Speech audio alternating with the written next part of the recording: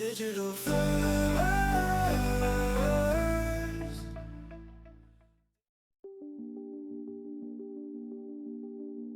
Students live in a digital world, but in schools, we still teach it like they don't.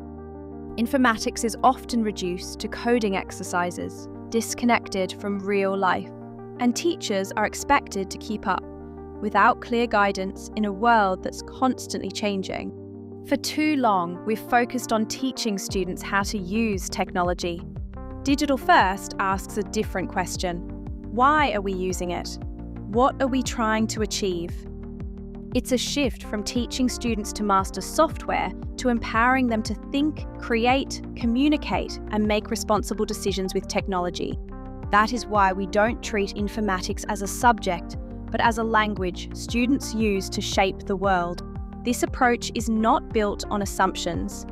It's built on insights from over 2,000 teachers, students, parents, and policymakers across 10 European countries, exploring how informatics is taught today, what competences are missing, and what teachers actually need.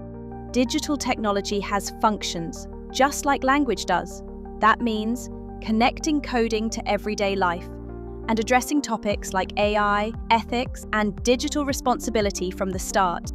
Digital First gives teachers what they've been missing: a clear direction on what and how to teach informatics, practical training that connects pedagogy with technology, and ready-to-use learning scenarios tested in real classrooms across Europe. So teaching isn't based on guesswork, but on real classroom experience.